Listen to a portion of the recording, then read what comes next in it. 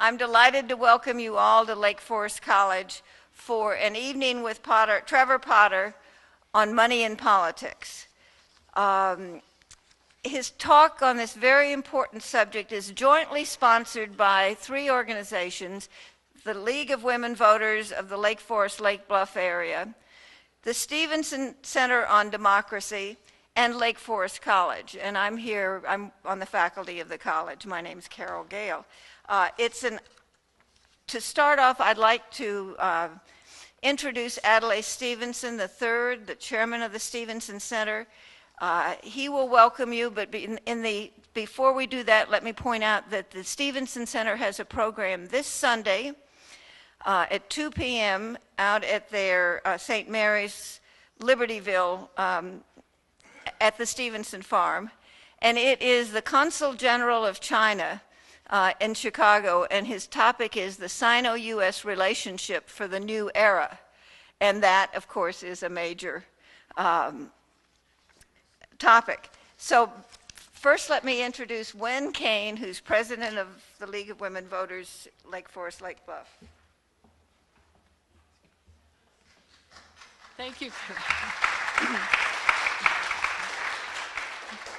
Good evening. I'm Wen Kane, president of the Lake Forest League of Women Voters of Lake Forest, Lake Bluff. The League is pleased to be able to provide this evening's program, Money and Politics, Democracy and Governance in Today's America, with Trevor Potter. The program is being co-sponsored by the Adlai Stevenson Center on Democracy and Lake Forest College, and we are all delighted you could join us for this evening's important discussion. The League is a national, nonprofit, nonpartisan organization. We do not endorse or support any political parties or candidates. We work at the national, state, and local levels to increase understanding of major public policy issues and to influence public policy through education and advocacy. Membership is open to both men and women. We offer a variety of activities throughout the year: voter registration, candidate debates, public programs, and discussion groups. If you're interested in public policy issues or being engaged in the political process, please think of joining us. We have brochures, membership forms at the back tables. Or you go to our website to get more information and follow us on Facebook. Before we start this evening's program, I want you to know about our upcoming program, Saturday, May 20th, entitled Your Child's Health: The Impact of Climate Change, Healthcare, and Gun Safety. Dr. Ann Edwards of the American Academy of Pediatrics will discuss how scientific findings impact public policy and the health and development of children. Watch for more information about this program in the media and on our website. This evening's program is being videotaped by Lake Forest TV and will be shown on channels 17 and 19 in Lake Forest, on our website, or on YouTube. At this time, I'd like to introduce our moderator, Carol Gale. She's both our League co-vice president of program and the college director of community education and associate professor of history. Carol?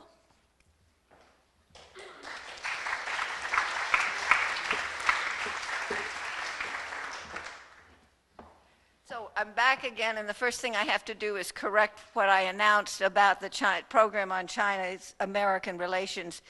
It is Sunday, May 21st. That is a week from this coming Sunday. So I'm sorry to have given you the wrong information. The Sino-U.S. relationship in the new era. But now what I'd like to do is to introduce Adlai Stevenson III. It's a great honor to be able to do so. As you all, I hope, know, he was born into a family deeply committed to political service, and he himself has served the public weal with great distinction. As a member of the Illinois House of Representatives, and then he was Illinois State Treasurer, and then served in the U.S. Senate for a decade. He was also twice the candidate for governor in the 1980s. Senator Stevenson, we're honored to have you with us.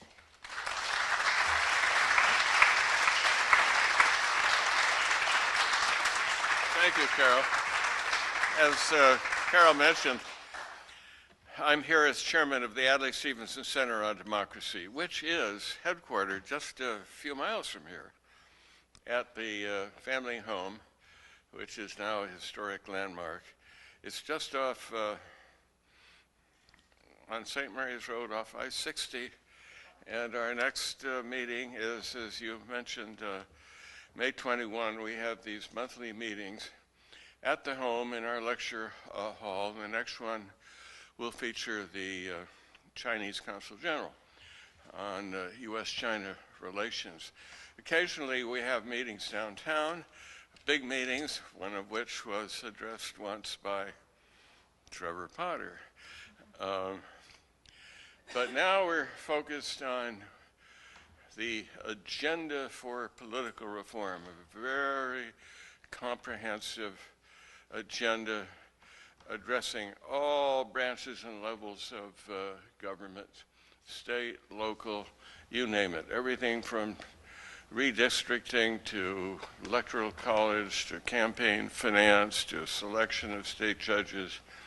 It's part of our agenda, and the objective is to create a coalition that brings together all of the good government groups, all the reformers together on the same page, to unite them behind not the centers, but the coalition's agenda for political reform. And we're having our first organizing meeting in Washington, late May, where the League of Women Voters has signed on. And guess who's hosting the meeting? Trevor Potter. Thank you, Carol. Thank you all.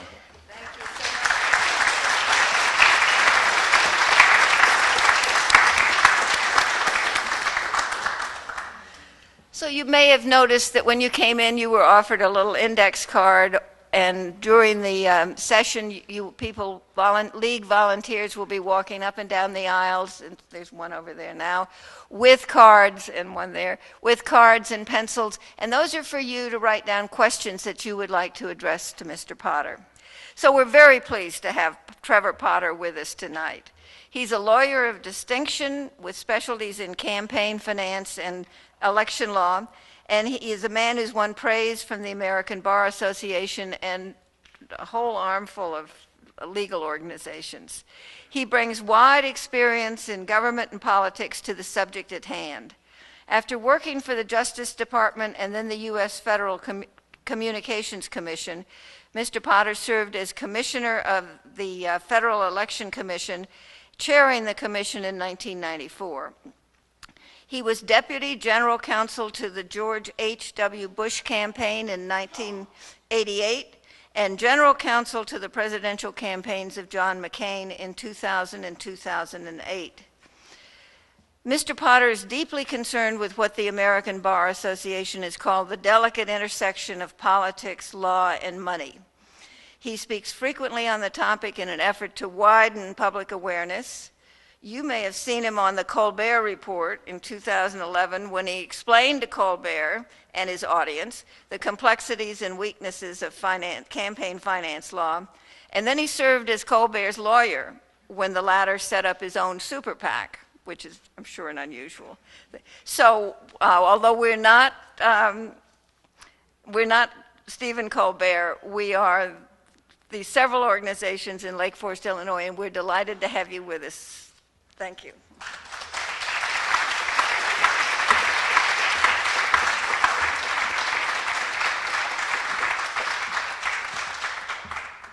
Thank you so much for that kind introduction. I have to say that I'm always worried when I am introduced with a Colbert reference, because I know that raises your expectations, so let me lower them for you by quoting what I was told as I was ready to go on for the very first Colbert show that I did, and the woman who had been shepherding me through the process was standing there. I was behind this curtain. She was about to shove me forward onto the stage in the middle of the show, and I'd been told where to sit. And she leaned over and she said, "Just remember, he's the funny one." Alas, it's true.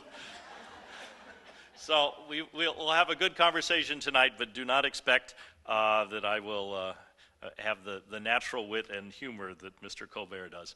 It's a great pleasure to be here tonight. To some extent back for me, because I grew up in Chicago and Libertyville and spent lots of time in Lake Forest, and I see old friends in the audience, so that's a real treat.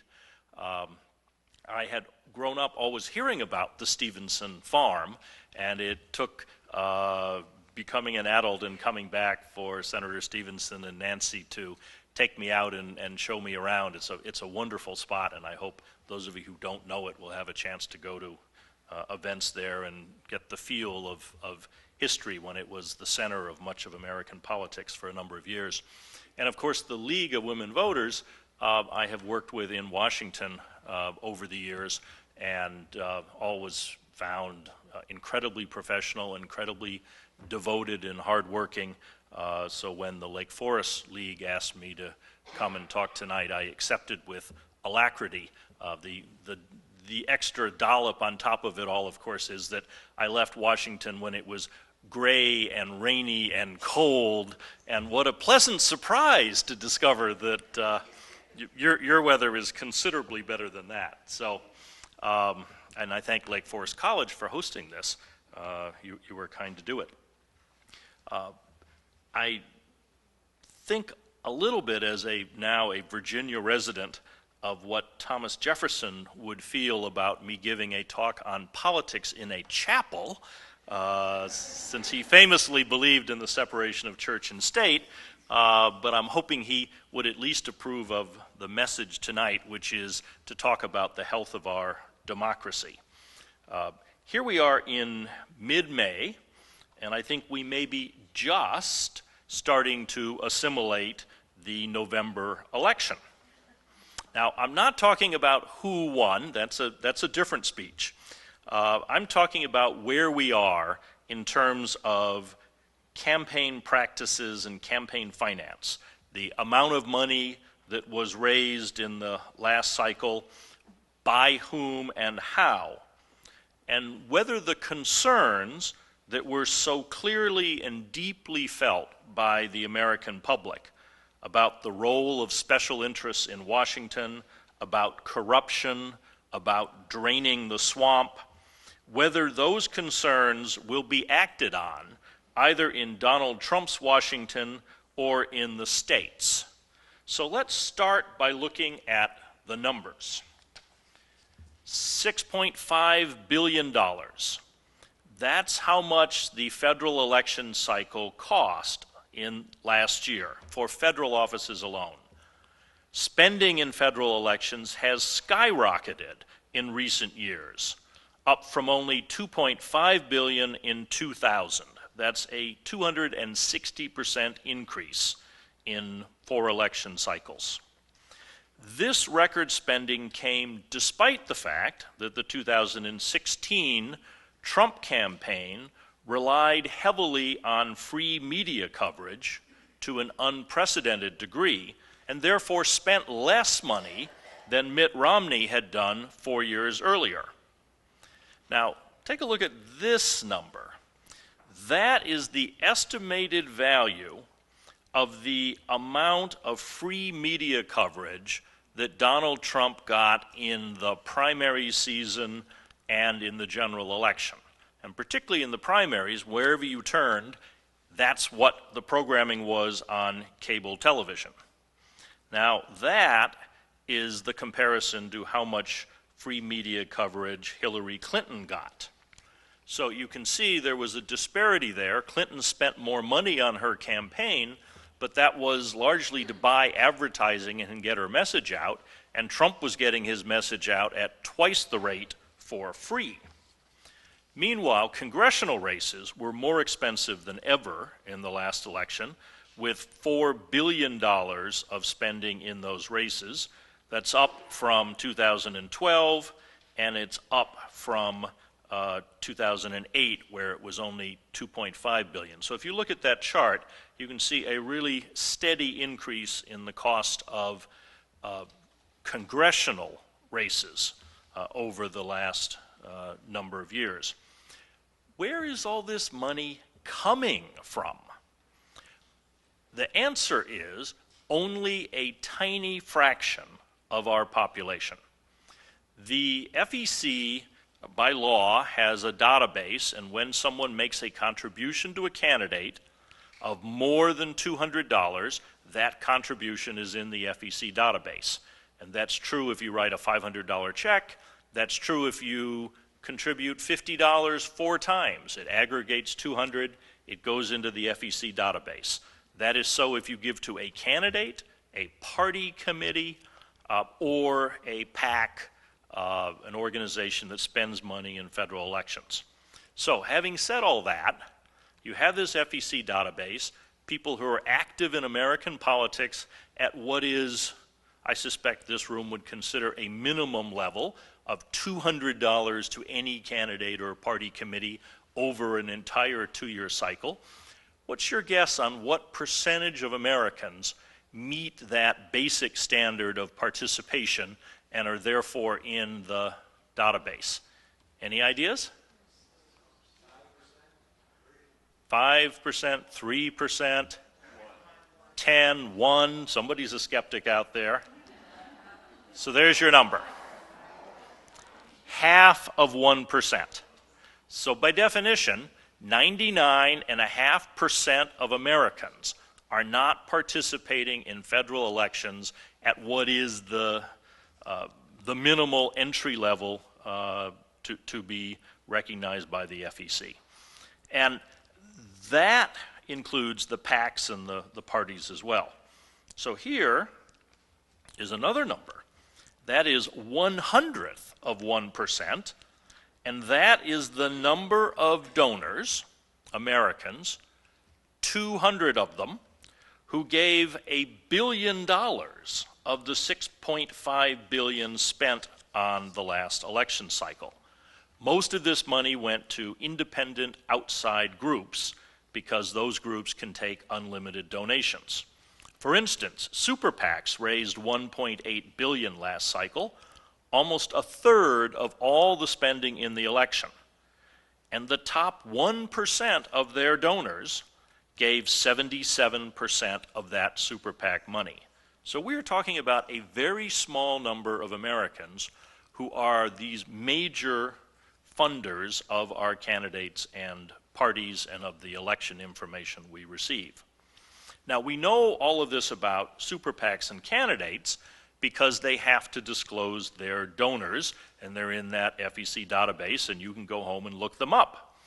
But all too often, we don't actually know who is funding the advertising we're seeing. As the money has poured into our elections, federal agencies like the Federal Election Commission, where I used to serve, and the IRS have, for a variety of reasons, done almost nothing to enforce the laws that require disclosure of the sources of political spending. So we now have a phenomenon the press calls dark money, which is advertising whose source we can't identify because it's coming through tax-exempt groups that don't have to disclose their donors. If you, let's see, which one is that? That's the slide that shows you the total outside spending with no disclosure of donors. And what you will see is back in 2004, there was only $5.8 million of that, and today we are up at $184 million. That high number in 2012 is because both the Obama side and particularly the Romney side had a lot of donors who gave dark money for presidential advertising. This time there were relatively few people who gave for Trump advertising. Groups like the Koch brothers instead spent most of it on close Senate races. That's, as you look at this chart, 36 times today the amount of dark money that there was before the Citizens United decision. And for those of you who don't know that decision, it's the ruling by the Supreme Court that corporations have a constitutional right to spend money in elections. Not just federal elections, but Lake Forest town and school board elections if they want as well. Now, I'm mentioning all these numbers because they illustrate a broader issue with the way we fund our elections. And that issue is Americans don't like what we're doing. Secret money, unlimited contributions by a handful of billionaires to super PACs, average voters swamped with negative TV advertising from unaccountable, often unknown groups. The vast majority of the American people recognize all of this as a problem. The Citizens United decision in particular has ignited anger about money in politics in a way we haven't seen in a long time. Let me give you a sense of this in terms of what polls tell us Americans are thinking. So there are two numbers, 81% and 84%. Those are the percentages of Republicans and Democrats who agree with the following statements. Quote, there are some good things in the system for funding political campaigns, but fundamental changes are needed. Or, more strongly, the system for funding political campaigns has so much wrong with it that we need to completely rebuild it. So 81% of Republicans, 84% of Democrats agree with one of those two statements. So those are the statements. If 81% of Republicans, 84% of Democrats think that our system needs to be rebuilt or needs fundamental change, you would think something might happen, particularly when you look at this number. And that's the percentage of independents who agree with those statements. And then there's this number. That's the percentage of Americans who tell pollsters that things are just fine, we don't need to do anything. So on one subject at least, everyone agrees we need to do something. These overwhelming majorities. So what is it exactly that causes Americans to think we need to change? What is it they dislike about our current system? Those are the percentages of Americans who think government is corrupt. Republicans more skeptical than Democrats. But what do Americans mean when we talk about corruption? What is it that they're objecting to? The answer is people, and you heard this in the Trump campaign, and I'll come back and talk about this, people think the system is rigged against the average American by the special interests who seem to control the political process. 79% of Americans say the government is run by a few big interests looking out for themselves. And then there's one that I find fascinating. 87% of Americans agree that we should have reform so that a rich person does not have more influence than a person without money. That's a pretty remarkable number given how we actually finance our election systems.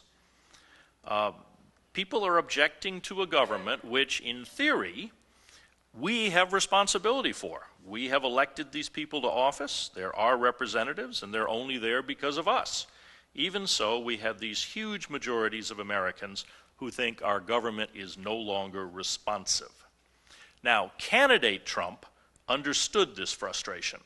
He gained traction in the presidential race, I think in significant part, by talking about what he called the rigged system in Washington. He spoke specifically about the problem of money in politics, how he knew that big donors would write checks so politicians would do favors, because he said he had done it himself. He said that Washington only works for the special interests, not for the people, and he would change this. Polls show this was a big part of his appeal to voters across the country, and not surprising when you see those numbers of Americans who are unhappy with the system. And people are not wrong to worry about special interest influence. When Ronald Reagan was first in office, lobbyists reported spending around $200 million a year for lobbying activities.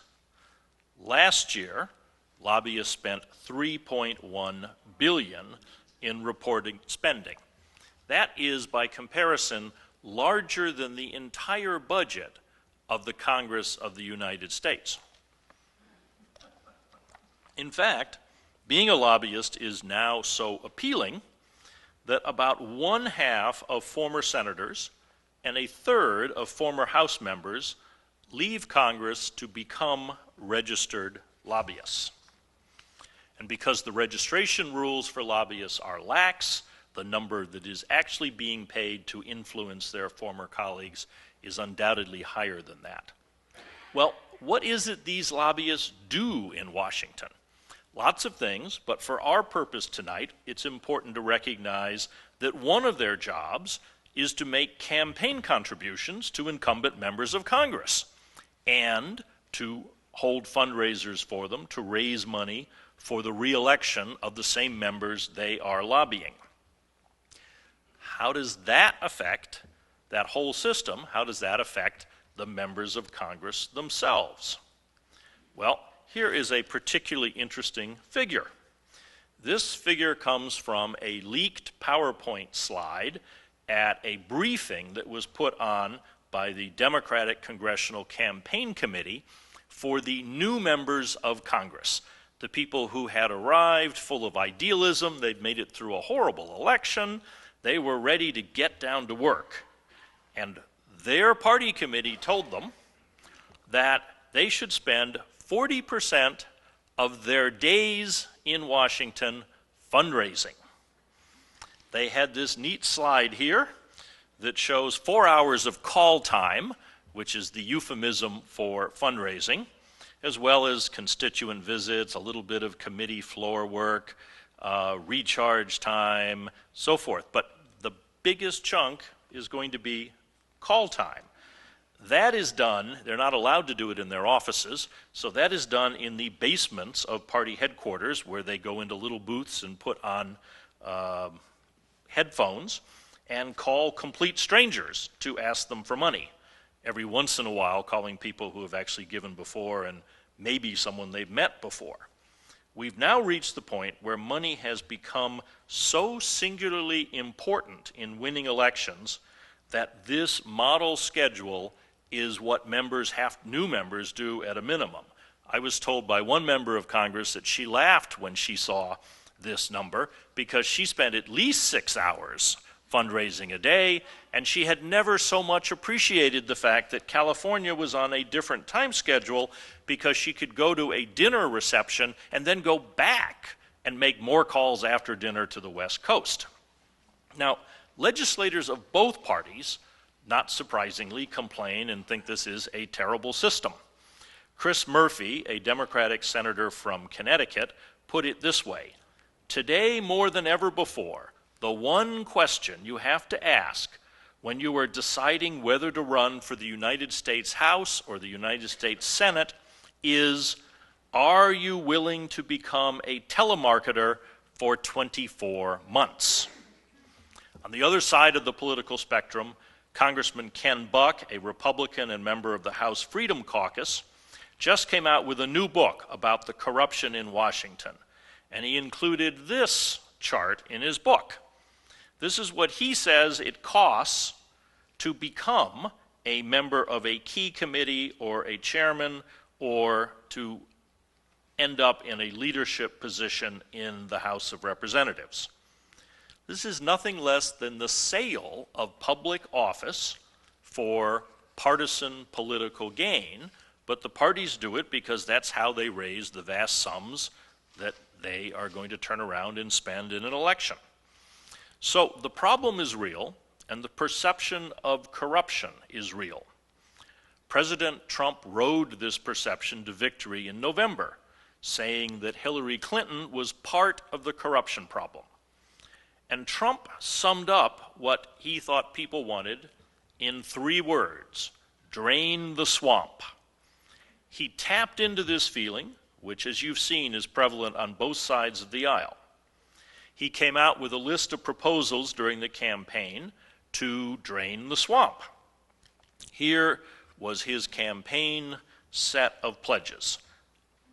He would institute a 5-year ban on all executive branch officials lobbying the government after they left. He would ask Congress to institute its own 5-year ban for members and their staffs. He would expand the definition of lobbyist. He would have a lifetime ban against senior executive branch officials lobbying on behalf of foreign governments. And he would ask Congress to pass campaign finance laws that prevent registered foreign lobbyists from raising money in U.S. elections. Finally, he would push for a constitutional amendment to impose term limits. Now, I am not a fan of term limits, and I would add some other reforms to that list. But the Trump campaign list would be a big first step in the right direction. It would help clean up some of the pay-to-play in Washington and the revolving door that we see. And remember that Trump was constantly attacking the role of money in politics and saying we had to reform campaign finance. So based on all of that, you might think that an outsider was going to Washington to drain the swamp. So now that we're nearly 4 months into the new administration, let's ask, how is the swamp draining going? Well, let me put it this way. The reality is way behind the rhetoric. Or as one of the founders of the Tea Party recently put it, it looks as if we've got the creature from the Black Lagoon in the White House. Now, it's useful to know that after the election, President Trump was asked about draining the swamp, and he said, well, that's just a phrase I heard on the campaign trail. And people liked it at rallies, so I used it. That is not exactly a ringing League of Women Voters commitment to reform. The people the president has hired for his administration have what you might call a distinctly swampy look about them. It turns out that the Trump administration has changed President Obama's restrictions on hiring lobbyists and is bringing in numerous lobbyists to staff the White House and federal agencies. In some cases, these lobbyists are working on the exact same policies on which they had been lobbying. So, while the president has put some limits on what executive branch employees can do going out the door, it's essentially a free-for-all in terms of who is coming in the door. The administration has developed an executive order that imposed some restrictions on people leaving the executive branch. But in other ways, that order is weaker than the version that President Obama had put in place. And it appears that some of the former lobbyists coming into this administration are violating even the restrictions the administration does have in place. We don't know for sure because one of the things the administration has done is to make secret any of the waivers it is giving to administration employees, waivers from their own ethics rules. This is obviously not a positive development, and the Office of Government Ethics has now formally objected to the practice of granting secret waivers to these conflict of interest rules. I think here we have the executive order from the branch where they started to say they were going to clean the swamp before they started to give these secret waivers. The administration's executive order has a second problem. It does nothing to curb the undisclosed shadow lobbying that President Trump said he would eliminate. He has not done anything to require greater disclosure of people who don't register as lobbyists but run lobbying campaigns. This is someone you may have heard of, Carl Icahn. He's a billionaire investor, he's a friend of the president, and he has been named a special advisor to the president. You might wonder what a special advisor does. Well, in that capacity, he has been screening candidates for senior federal jobs and advising the White House on policy for U.S. business. However, he has another capacity, which is he's a private investor. And in that capacity, he's been busy lobbying senior administration officials to remove an EPA rule that is costing his company millions of dollars. Now, normally, this would be a conflict of interest, and he wouldn't be allowed to do that. However, the White House's view is that even though he's been called a special advisor to the president, that is not actually an official government job, so he's not a government employee, and none of the conflict of interest rules apply to him. Nor, of course, has he registered as a lobbyist. All of that is the executive branch side. Congress has done nothing either. President Trump hasn't pushed them to do anything to curb lobbying by former legislators or to prevent lobbyists from coming in and writing the legislation for the industries for whom they lobbied just weeks ago. So I'd say on the drain the swamp agenda, it's at best a incomplete, with no sign that the administration is going to spend time on this going forward. That's partly because the administration has, as you all know, been spending a great deal of time on conflict of interest issues. For the first beginning of the administration, starting with whether President Trump would have a blind trust or not, and then as new appointees have come along. They have done this in a context of increasing secrecy.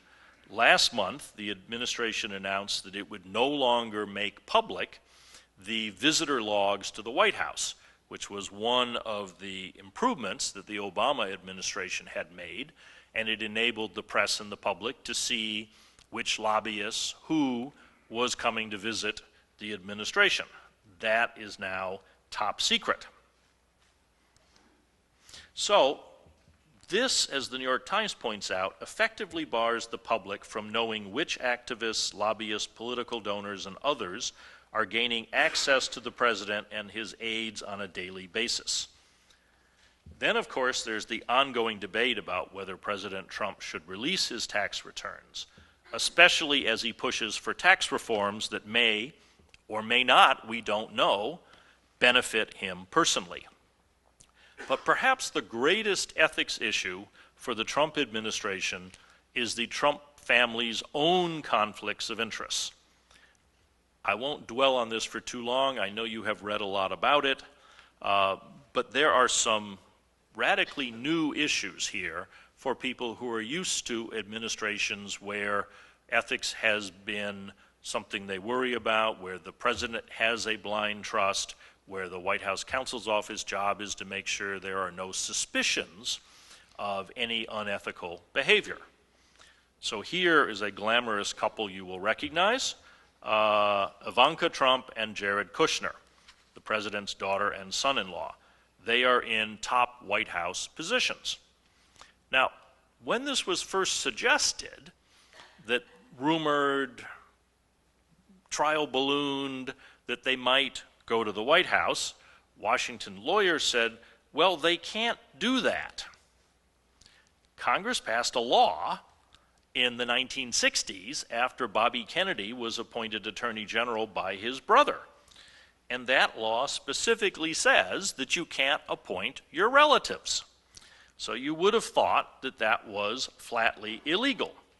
However, the Department of Justice and the Trump family lawyers have taken the position that that law applies to agencies, and the White House is not an agency, so it doesn't apply to whomever the president wants to appoint in the White House. But this creative reading of what's known as the anti-nepotism law is not, I think, the biggest issue for the Kushners, because it turns out that they have and still have large businesses of their own. They are now officially federal employees, so unlike the president, they are actually subject to the federal conflict of interest rules, but they own their businesses, they're not running them, and as a result, they have the potential for conflict. Last month, there is a picture of the state dinner given for the Chinese premier. The same day that Ivanka was sitting at the table with the premier in Florida, it was announced that a number of trademark applications she had pending in China had been granted that day in less than half the time it normally takes for the Chinese government to process them, and they have a record of turning down a number of applications. Now, this happy news for Ivanka came not too long after President Trump discovered that he had suddenly received the approval of 38 trademarks from China, and this was after 10 years of fighting over those trademarks, with no sign before he became president that he would ever get any of the trademarks. After the election, 38 were granted. Now, that trademark approval came right after President Trump had called the president of China and had switched his publicly stated position and announced his support for the One China policy, which recognizes Chinese sovereignty over Taiwan. This sort of narrative is obviously troubling for the possibility that China is favoring Trump businesses over other companies as a way of seeking to influence the President of the United States. But the reality is we have never had a family in the White House with as many ongoing investments and thus as many potential conflicts as this one. The Kushners and their lawyers have taken some steps to address these conflicts, but they still have a personal financial interest in how their companies are doing. I'm sure many of you read this week the articles about the Kushner companies in China selling HB5 visas to investors at a meeting with a big picture of President Trump in the lobby.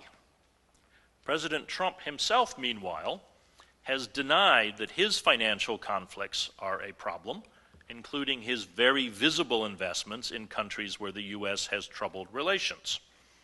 The president said, "The president can't have a conflict of interest." Now, what I believe he might have meant to say is the ethics laws do not restrict my many conflicts of interest. He's still getting quarterly updates on the Trump Organization's activities. He put them in a trust. He controls who the trustees are. He can revoke it at any time.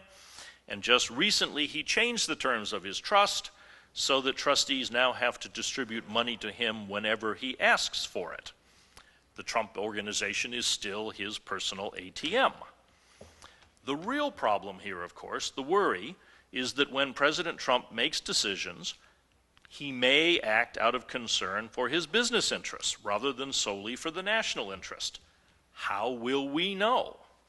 The most vivid example of this conflict comes from the president's business connections with foreign governments.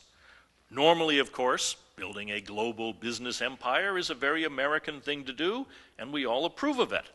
But not when the person doing it is the President of the United States. That's why every president for the last 40 years has put their personal business interests in a blind trust or converted them to cash upon assuming office. To give just one recent example of why this is a problem, President Trump called Turkish President Erdogan to congratulate him on the passage of the recent referendum that greatly expands his powers and changes the Turkish constitution. On the same day, the Department of State put out a statement questioning the legitimacy of the referendum based on concerns by European voting observers that ballots had been stuffed and they did not have a level playing field. So you have the president saying one thing to his friend, the president of Turkey, while the U.S. State Department is saying something else. Now, that is a picture of Trump Towers, Istanbul. In 2012, that was opened, and we have Ivanka Trump thanking then Prime Minister Erdogan for coming to the opening, helping to launch it, and major investors in that hotel are close friends and supporters of the President of Turkey. As President Trump himself put it in the campaign, quote, I have a little conflict of interest because I have a major building in Istanbul. So these are the sorts of issues that I think raise serious questions about the president's continued financial interests. That photo is in Manila, and just last week, President Trump surprised the State Department by inviting the president of the Philippines to come to Washington, despite the fact that we have been criticizing his human rights abuses. It may not have hurt that the president of the Philippines named Donald Trump's Philippine business partner as the special Philippine envoy to the United States.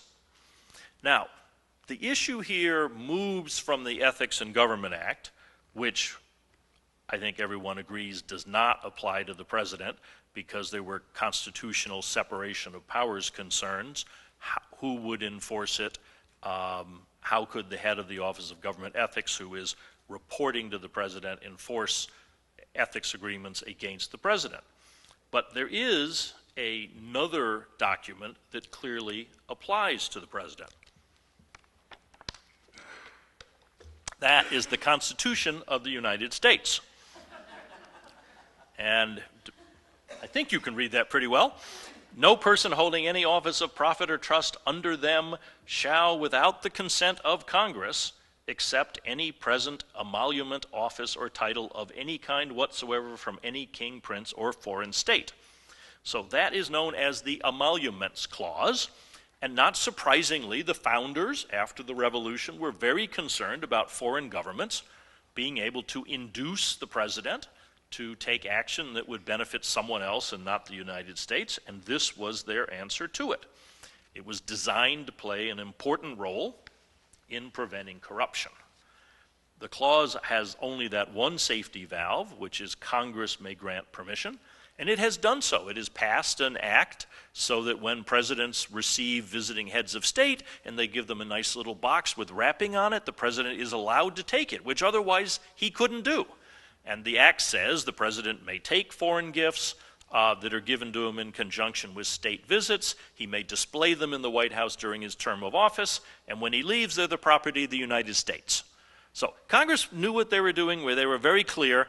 They never thought of a situation like this, where you would have a president in business around the world.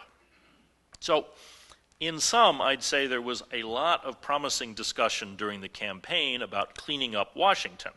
But instead, the federal government, I think transparency has gotten worse, lobbying influence has gotten worse, and we have much worse conflict of interest issues. All of those are issues that the group I'm involved with and president of the Campaign Legal Center is working on a daily basis. While we talk about draining the swamp and all of that, I don't want to lose sight of the broader democratic issues, the issues with our democracy that we have in all 50 states. So let me just briefly discuss a couple of those broader problems beyond what's happening right now in Washington with the Trump administration. One of them is the myth of in-person voter fraud, which is the use of restrictions to harm people who should be registered voters and should be able to vote. So we'll talk about that. We'll talk about voting restrictions to harm minority voters, partisan gerrymandering, and then I want to conclude on something you may or may not have heard of, which is the drive for a new second constitutional convention. So starting with the myth of in-person voter fraud. We've seen this troubling trend in the last few years where politicians are using the threat of voter fraud, the claim that there is voter fraud, to justify strict photo ID laws. So far this year alone, legislators in 19 states have introduced 30 voter ID bills in all of those states. At first, of course, it sounds unobjectionable to require that people show ID. The devil is in the details. what sort of photo ID, what is ID, what do you do if you don't have a photo ID that's issued by the government? It comes as a surprise to some people to discover that not all Americans have photo IDs. Some people don't drive, so they don't need a driver's license, particularly the elderly and urban residents. Some states say, well, you can show a passport. Well, only about 40% of Americans have a passport, so for many people, that's not an option.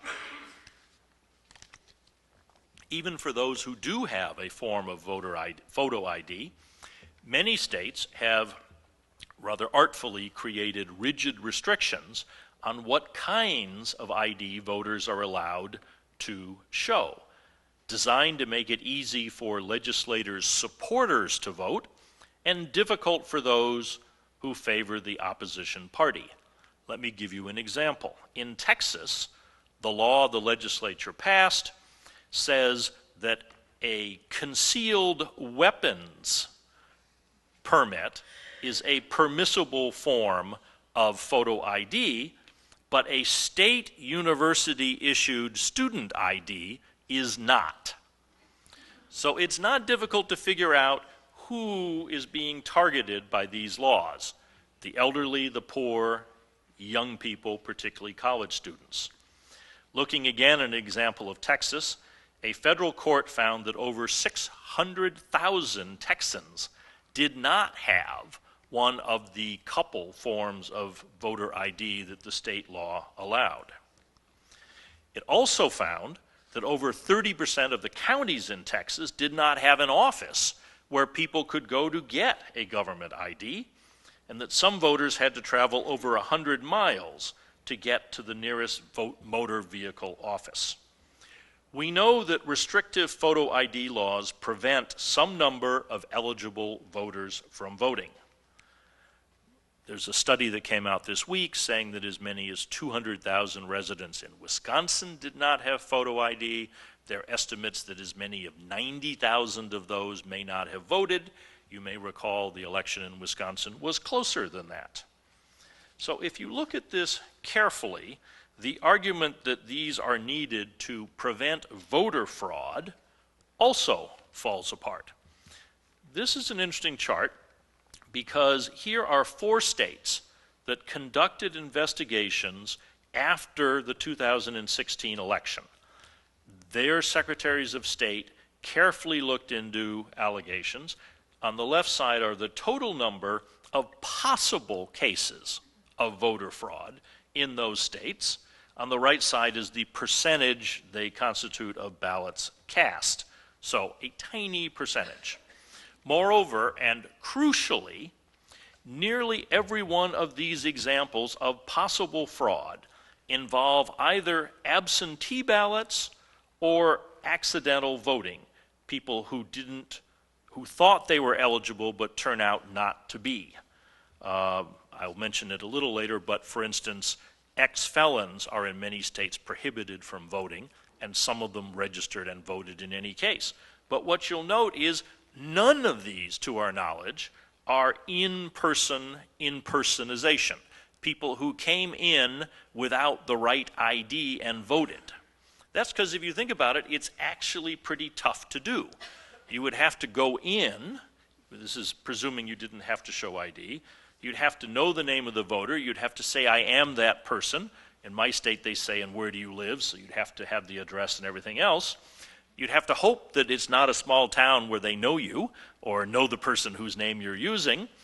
And then you'd have to hope that the real voter doesn't come in later and try to vote, or all hell will break loose. So who is going to risk jail terms, large fines for one vote, if you are lucky to do that? So all studies tend to show that there's almost no in-person voter impersonation fraud, and that is the one thing that a photo ID requirement could actually deal with. Here's one that found 31 potential examples. This is an estimate out of 1 billion votes cast over an entire decade. So the question is, why are legislators pushing these photo ID laws? We know the answer based in part on court testimony, depositions taken in cases fighting these laws, where people generally admitted that they passed the law because their voters had IDs and they thought the other party's voters were more likely not to. So that's the impersonation and the issue of photo ID. The next issue, which I think is fundamentally for us because of our history as a country, even worse, is intentionally discriminatory voting laws. The United States Supreme Court a couple years ago struck down part of the Voting Rights Act in a case called Shelby County on the belief that racial discrimination is a thing of the past. That may be true in some places, but we've unfortunately seen that in many states, legislators are equating racial groups with political parties and passing laws that harm minority voters in an attempt to help themselves politically. To give an example, we at the Campaign Legal Center have been fighting in the courts for years against Texas's photo ID law. Twice now, the district court has ruled that the Texas legislature passed that law with the specific intent to discriminate against Black and Latino voters. We've seen a similar story in North Carolina, where the legislature passed a bill only days after the Supreme Court's voting rights decision. That bill was designed to take away every legislative advance in the election process that had been made over the previous decades by minority voters. Now, that's a fairly serious statement, and I can make it and say that bill was designed to do that because that is what the senior federal court found after looking at the evidence. In the court's ruling that the law was intentionally discriminatory, the Fourth Circuit Court of Appeals said that the provisions, quote, target African Americans with almost surgical precision. Courts have also found that Pasadena, Texas, Evergreen, Alabama, and the entire Texas state legislature all intentionally discriminated in drawing their most recent redistricting maps. Some other examples of discrimination are not so obvious. One of these, which the Campaign Legal Center is now beginning to concentrate on, is something I mentioned a moment ago, the disenfranchisement of ex-felons. So here is a map showing restrictions on people who have served their jail terms and are now back in the general population. In Iowa, Kentucky, and Florida, being convicted of any felony means that that person cannot vote for the rest of their life. Many other states have disenfranchisement laws for those with felony convictions that go for years after they leave prison. Sometimes these laws were passed with the intent to prevent minorities from voting, and they're very effective at it.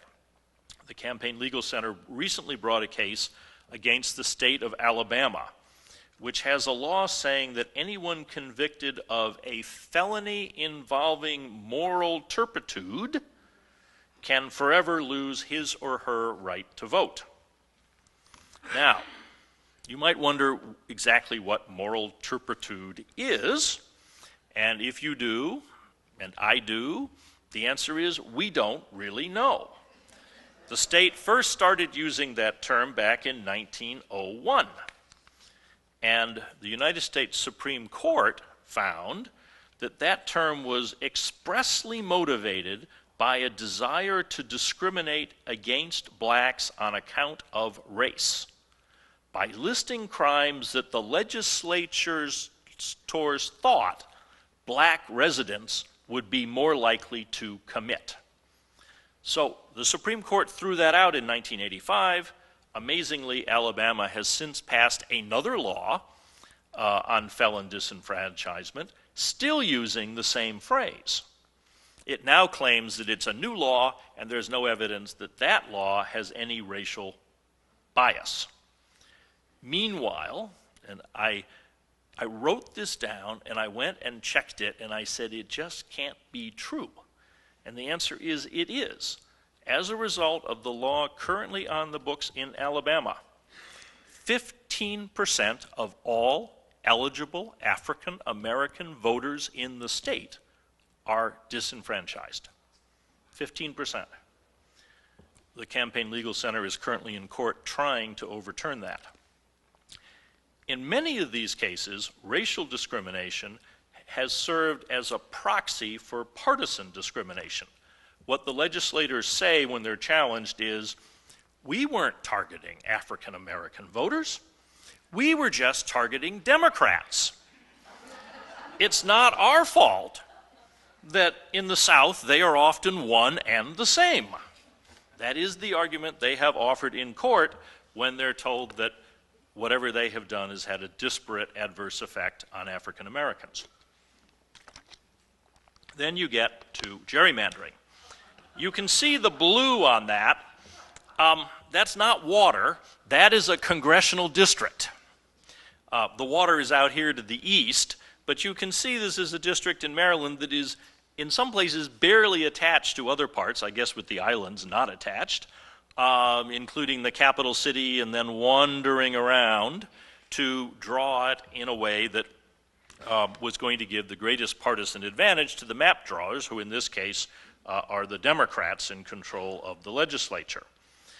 Now, the Supreme Court has said that extreme partisan gerrymandering is unconstitutional, but it has never figured out how to measure when the gerrymandering is so partisan that it has gone too far. The good news is, in this coming year, the court will have a chance to solve this problem. Right next door, let's see, I think it's that way if I've got my directions right, north of here in Wisconsin, the legislature in 2001 developed one of the most extreme partisan gerrymanders in the country. It was intentionally designed to hurt Democrats, and it did its job very well. 2012, 48% of the people in the state voted for Republicans, who ended up with 61% of the seats in the legislature. 2014, you see it again. Since that election, political scientists have developed a test using a measuring system they call partisan symmetry. Now, I'm not a political scientist, but this turns out not to be that complicated. What you say is that a fair district map would treat the parties equally, so that if you win 50% of the votes as a party across the state, you should end up with about 50% of the seats in the state legislature. To the extent that is off, to the extent you have numbers that look more like that, it is what the political scientists call the efficiency gap. It didn't turn out the way the numbers across the state would argue it should have. The greater the gap, the greater the gerrymandering. So that, here's your efficiency gap as presented to the court. In this case, a federal three-judge court in Wisconsin found that the state's gerrymander was unconstitutional because it was excessively partisan. They cited this test to prove it, and they said to the Supreme Court, we have met your standard. We have produced a test so that we now know when a redistricting plan is in fact an unconstitutional, overly partisan gerrymander. That case is at the Supreme Court now, and I expect it will be argued this fall in the court. So fingers crossed, we may finally be able to do something about gerrymandering if the Supreme Court agrees we have a test we can use to challenge it. Now, finally, this one, and I want to start by saying that the League of Women Voters has been a great leader on this nationally, as has Common Cause, but let me explain what this issue is. Since 1789, when we had our only constitutional convention, every amendment to the Constitution has gone through the process outlined in the Constitution, which is 2/3 of each House of Congress has voted to propose the amendment, and 3/4 of the state legislatures have then ratified it. What you may not know is that Article 5 of the Constitution lays out not only this process, but an alternative process as well. And that says that on the application of the legislatures of 2/3 of the several states, Congress shall call, this is not optional, a convention for proposing amendments, which shall be valid when ratified by conventions in 3/4 of the states. Now, pausing there for a moment, that tells you that if you have 2/3 of the state calling it, Congress has to call a convention, and 3/4 of the states then have to ratify it. It doesn't tell you much, actually, about how that would work. Who are the delegates to the convention? How do they get chosen? If you have 3/4 of the states, or 2/3 of the states calling for it, do the state legislatures in those states select who goes there? How would that work? There are lots of questions involved in this.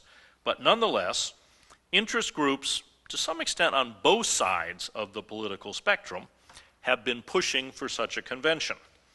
There is one proposal for a convention of the states, and here are, in blue, are the states that are considering that, have it. In green are the states that have passed it.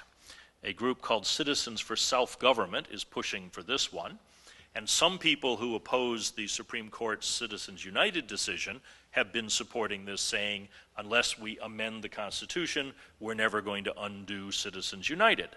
Meanwhile, the conservative side has been active. ALEC, the American Legislative Exchange Council, has been pushing model legislation for a constitutional convention specifically to pass a balanced budget amendment. Now, here is the state of play. 28 states have passed some form of a call for a constitutional convention. 34 is what you need. So far this year, Arizona and Wyoming have been added to the 28, and Wisconsin is likely to be. So that would get you to 31 out of 34. However, thanks to the efforts of the League and Common Cause and other groups, 3 other states, New Mexico, Maryland, and Nevada, have rescinded their calls. So we are back down to 28. Well, no matter how you feel about balanced budgets or the power of the federal government, the idea of a new constitutional convention should be worrying, because there really isn't any way to restrict what that convention could do.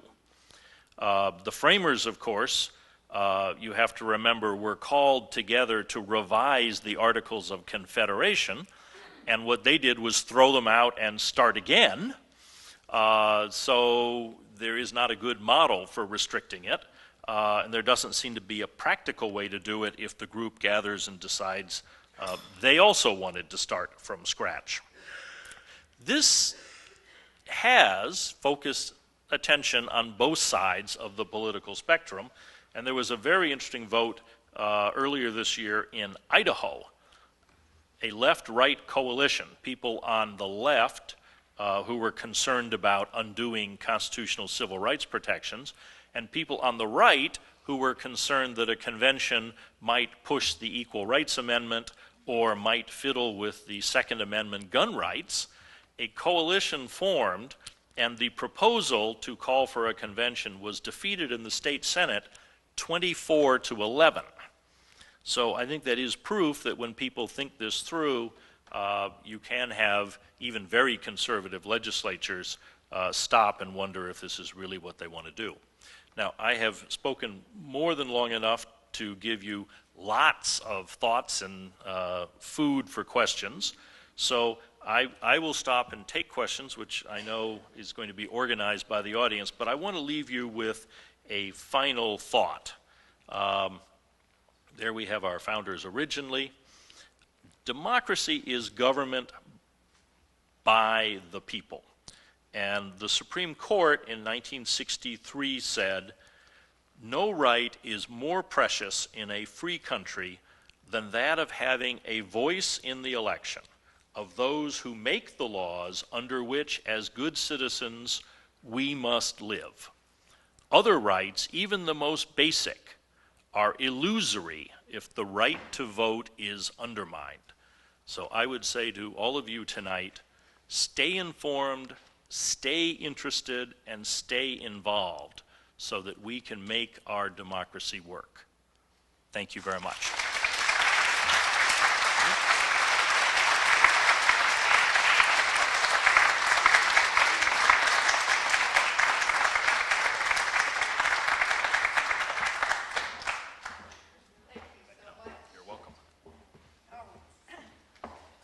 That's a lot of food for thought. And we have a number of questions from the audience. Are you willing to Sure. talk some more to us? You'll have to give me the hook when you've decided those chairs are too hard and bedtime is calling. So, Well, I see that in my introduction, I should have stressed your work with the legal. don't worry. Thank you, sir. She has lots With of the- cards here. I do. You may be here a while. With the Center for Legal.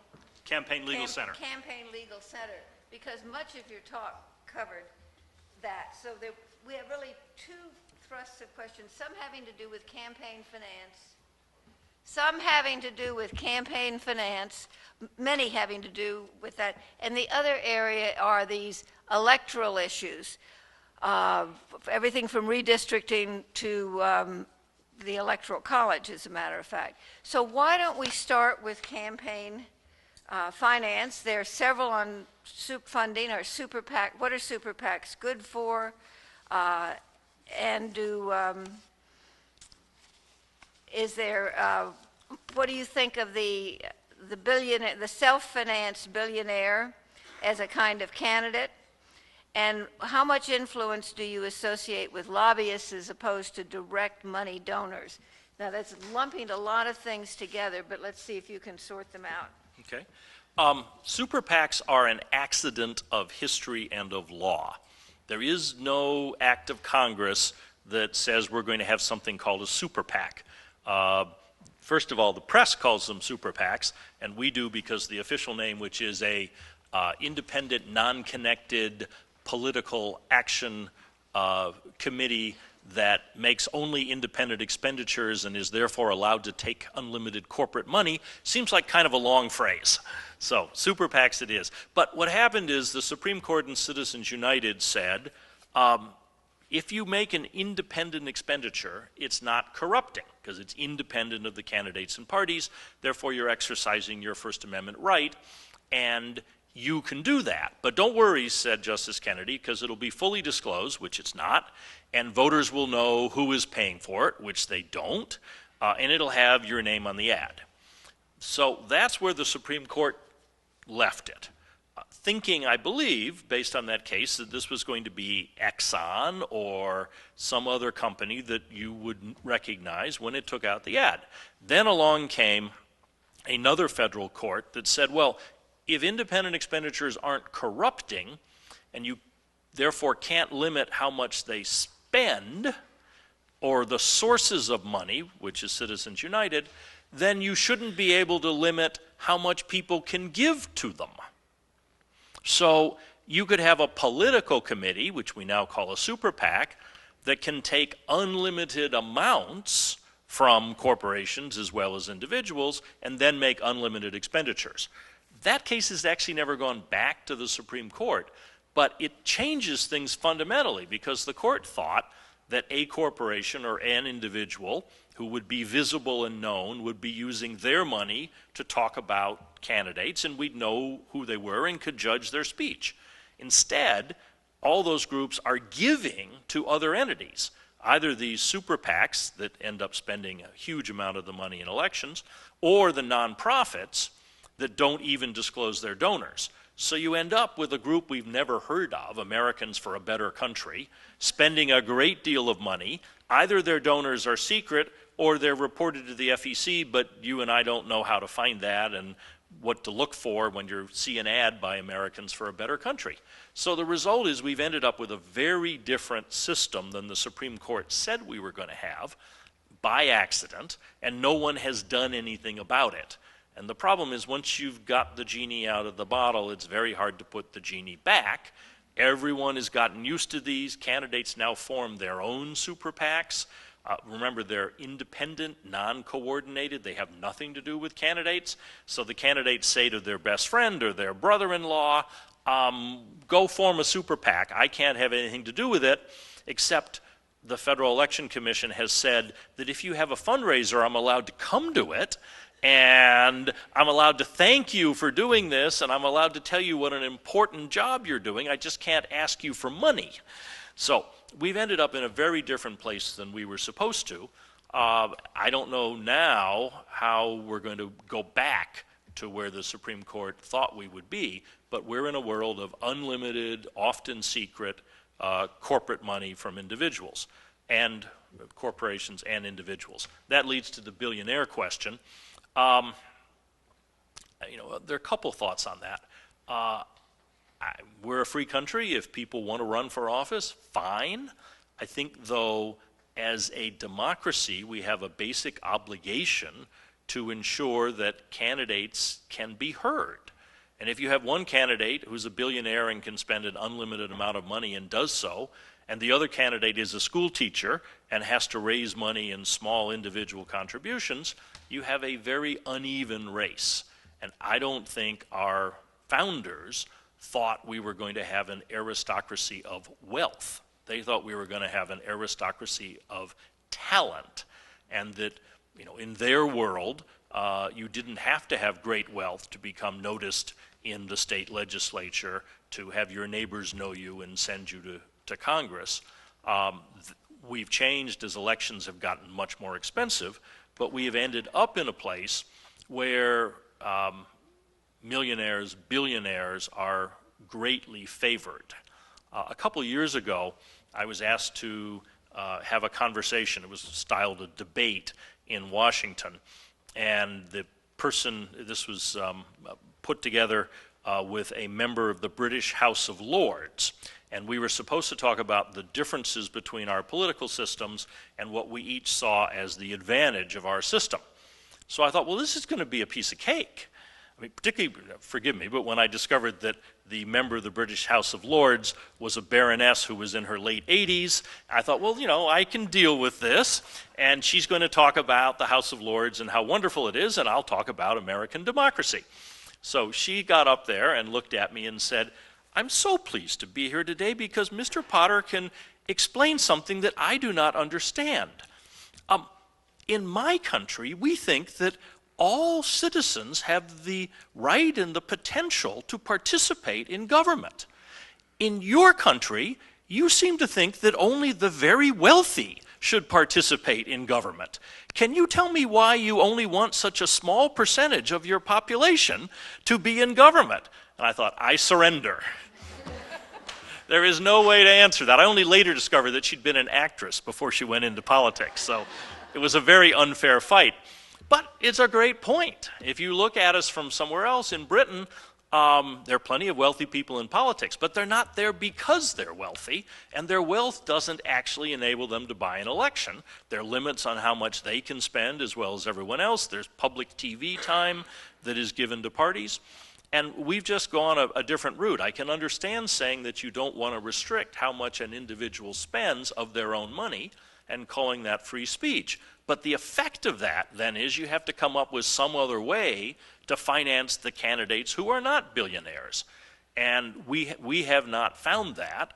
And the result of that is if you go talk to the party committees, they'll be very honest and they'll tell you that their ideal candidate is somebody who can write a check and finance their own election campaign, because then they don't have to worry about fundraising for them. They don't have to figure out if they're any good at fundraising.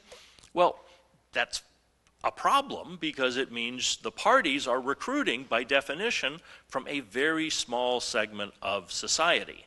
And then you turn around and look at those numbers we talked about of the percentage of Americans who think they're not being represented in Washington, and it's not necessarily a surprise. To me, one of the interesting things of this election was how Donald Trump managed to portray himself as the man of the people outsider while being the only billionaire in the race. But that was effective because he could make the pitch that he wasn't going to be bought by anybody. And people found that appealing given what they were seeing in the election system, which was all these super PACs and all these special interests spending money to elect people. Okay, I've got a clutch of questions that touch on Citizens United and related questions of campaign fundraising. A very lengthy and thoughtful question about polls regularly reveal Americans on both the political right and the political left oppose the Citizens United decision, and goes on to ask a number of questions that people don't, they state that people don't believe that money is equivalent to speech. The specific questions asked are, why does this general view not have support in Congress? Has anyone drafted what could become the text of an amendment to amend the Constitution in order to overcome the effect of Citizens United? And how can citizens persuade their elected representatives to support a constitutional amendment? Others ask, another one asks, do any of the Citizens United reforms have a chance of passing? And then there are a couple of, let me let you answer those two. So I'd start by saying that I think Citizens United was a terrible decision, that it was not thought through by the court, and in many ways it was sort of a put-up job.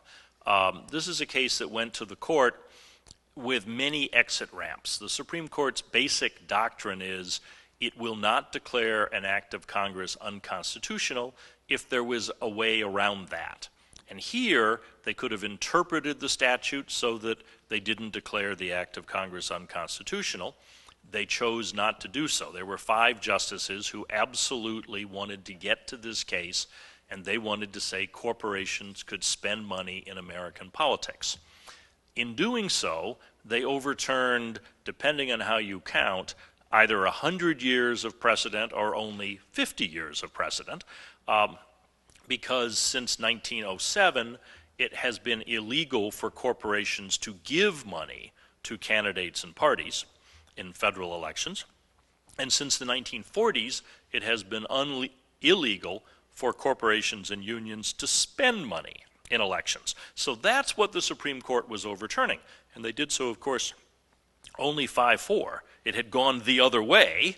There were only 4 votes for allowing corporations to do that when the McCain-Feingold law first got to the court after it was passed.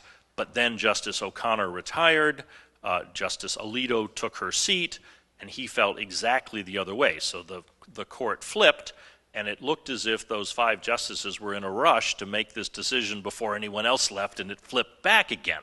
So what they said was that corporations, for First Amendment purposes, for political speech and campaign purposes, are effectively just collections of individuals, associations of individuals, and they should have the same rights as an actual voter has. I thought that was wrong in the sense that corporations are artificial entities. As the lawyers in the audience know, you have to go and create it by an act of government, and they have, unlike individuals,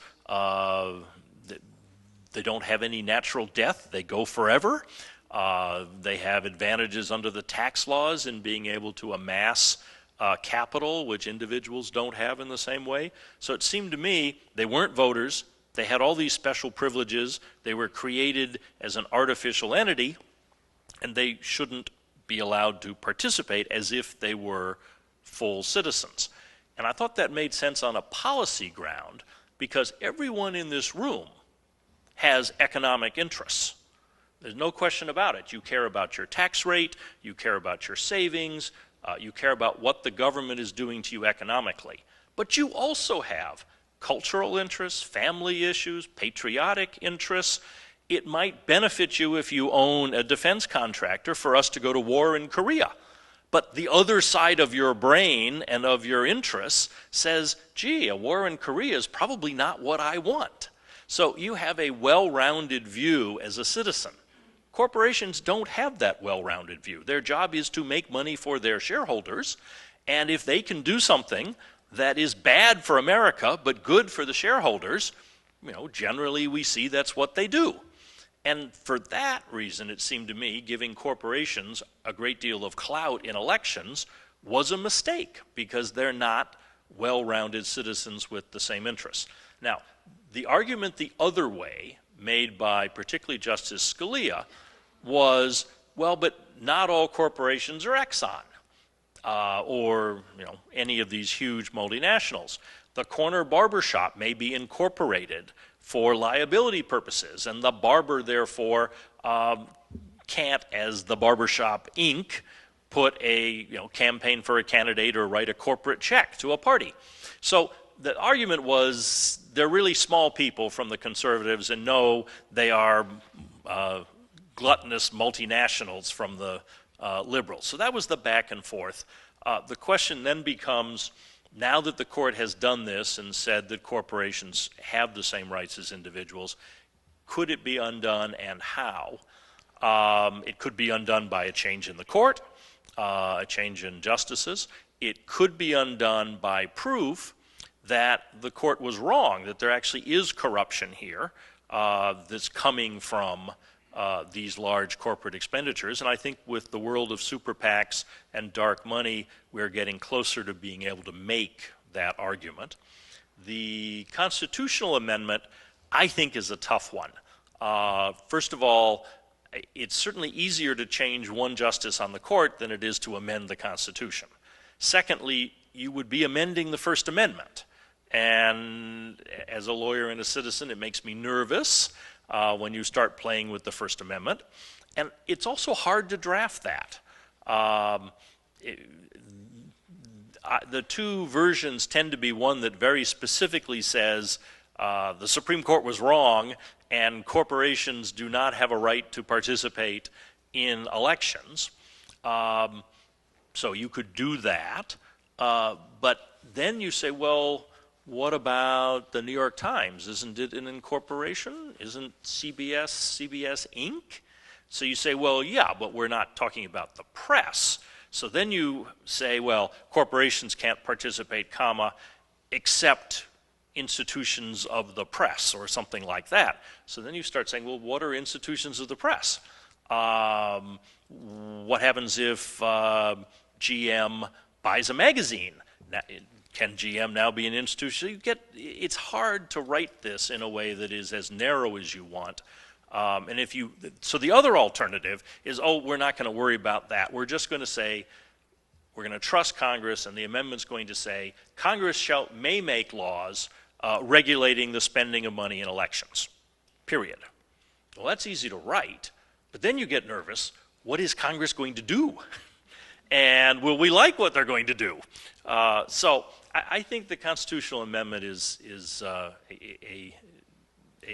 difficult route to take, plus very hard to pass. So what we're doing at the Campaign Legal Center is trying to build a legal record to go to the courts and show where corruption is actually occurring, starting with, and this goes back to something I said earlier, the Supreme Court had no idea that our elections were going to look like this. The case is only 7 years old. They envisioned a completely different world. This spending was going to be completely independent of candidates. It's not. It could be. You could pass laws that would be fully constitutional under Citizens United that said candidates can't be involved in super PACs, they can't raise money, their campaign manager can't go run the super PAC, all these things we've seen happen. That could be done without changing the Constitution at all. So you could say they have to be fully independent. Then you could say it has to be fully disclosed, so we actually know the sources.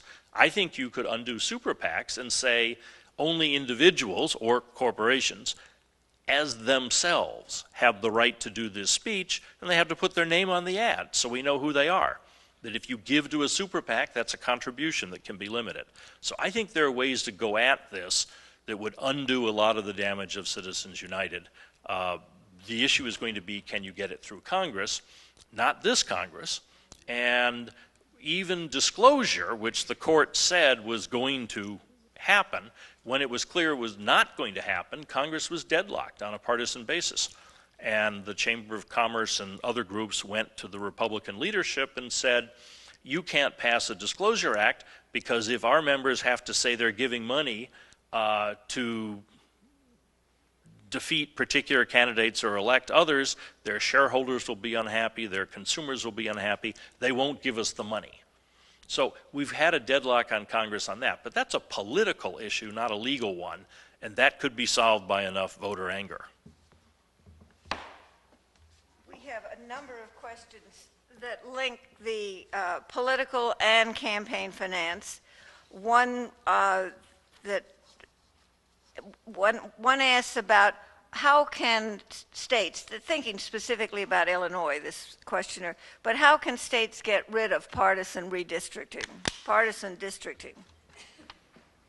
The answer to that is we can make sure the Supreme Court upholds the 3-judge decision in Wisconsin, because if they do, they will then have said partisan redistricting, gerrymandering is unconstitutional.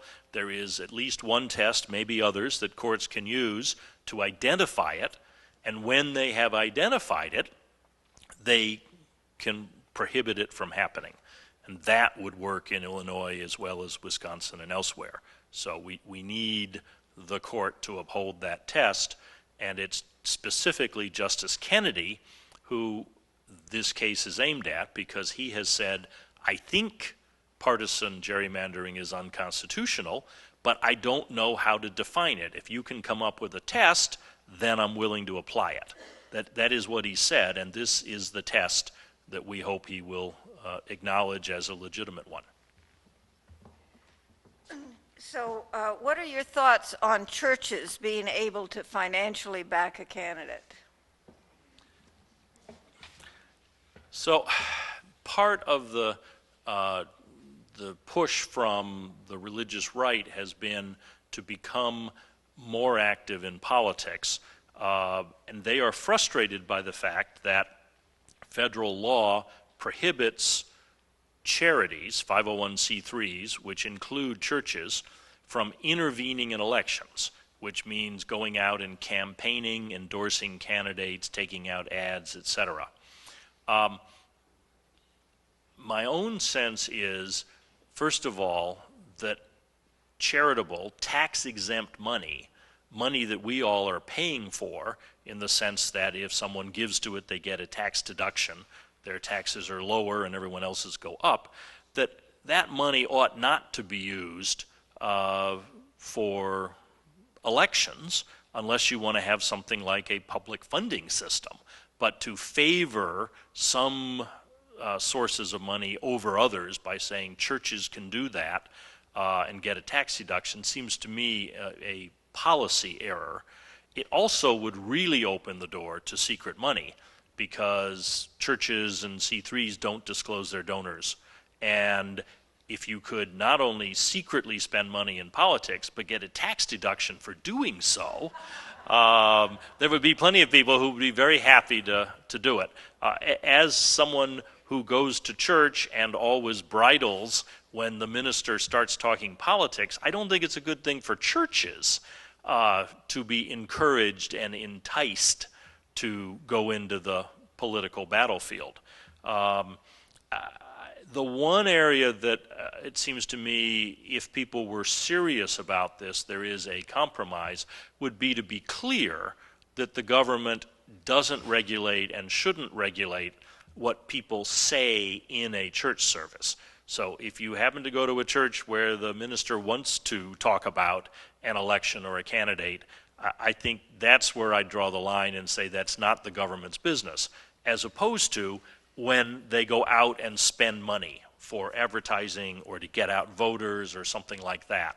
So I would agree that whatever is said from the pulpit is not the expenditure of money and not an IRS problem.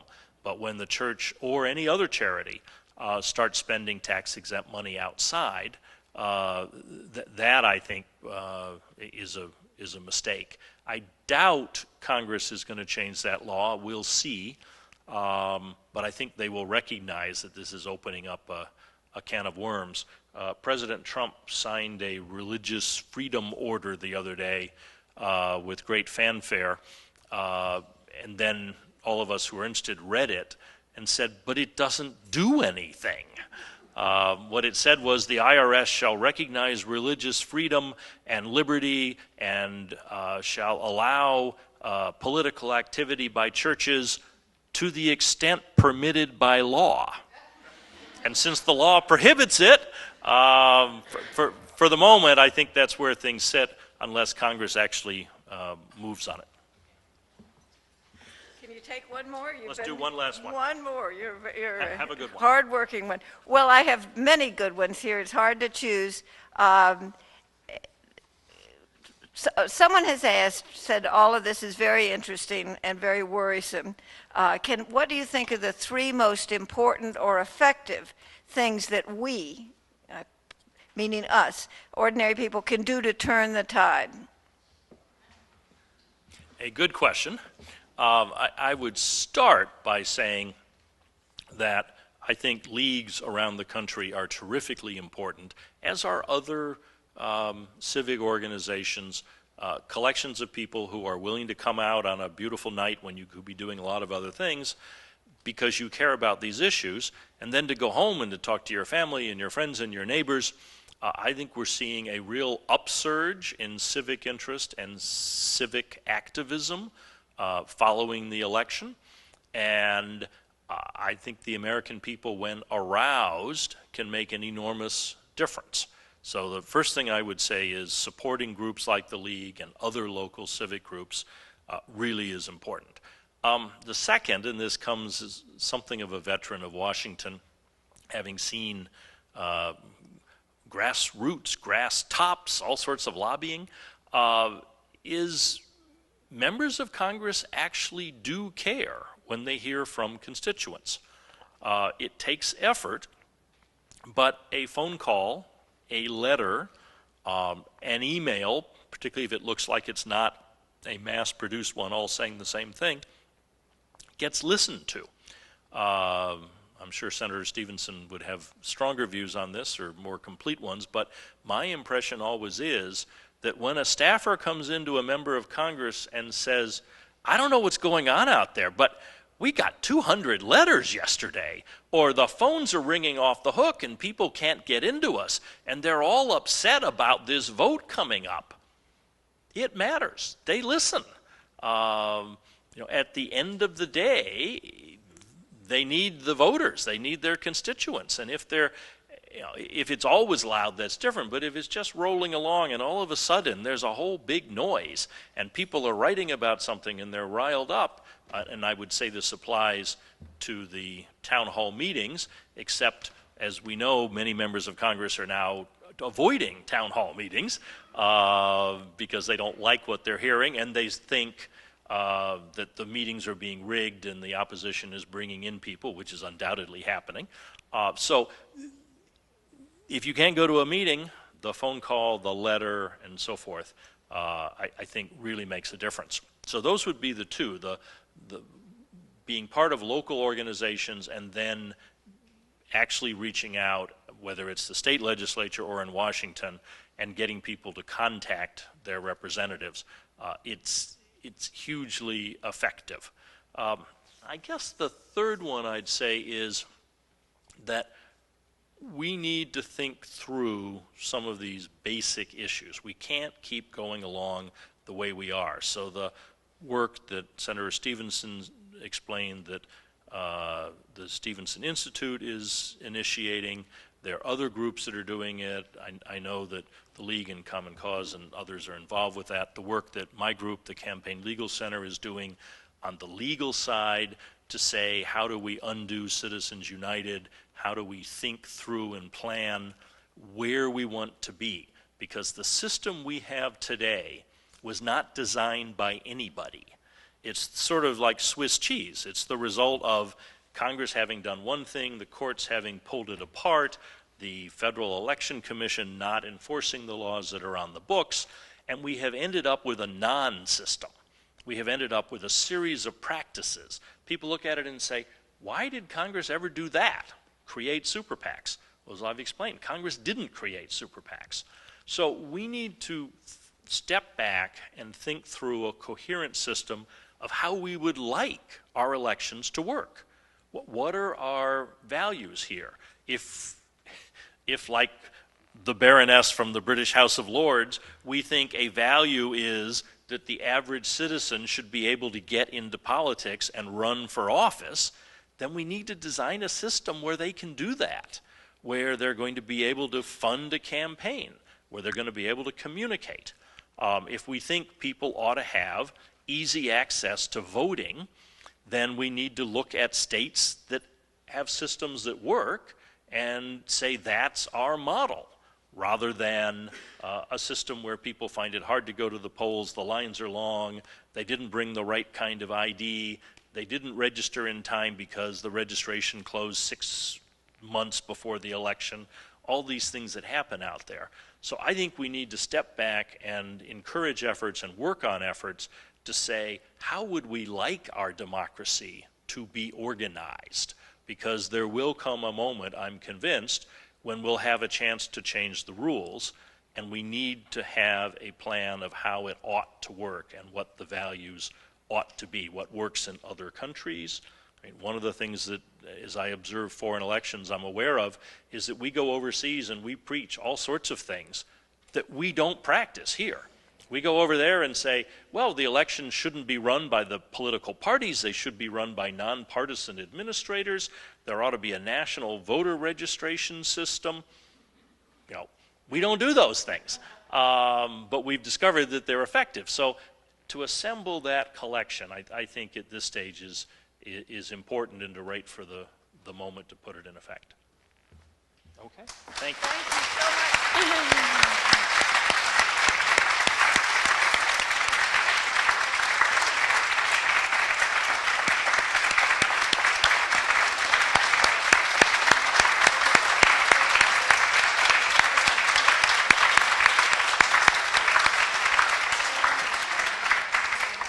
Well, you've clearly given us a great deal to think about. I think we all learned a great deal. I certainly did. I'd like to tell the audience that if you'd like to see this again, in order to get a full grip on it, it'll be shown on Lake Forest TV. We've got someone from Lake Forest TV here, Ed Johnson, filming it, and you'll have a chance to look at it again and review some of the arguments.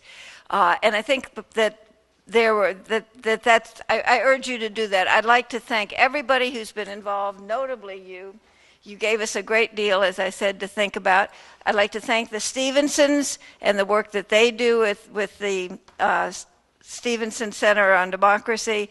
And I'd like to thank the League of Women Voters and all those volunteers who have been working here, particularly Joy Guskott-Mueller, and who helped put this program, did a great deal to put this program together, and Sharon Borg, who has helped gather the volunteers. But to all of them and to all of you for coming, we thank you very much. I assume someone will come turn this off because I have no idea. Yeah, we don't have to.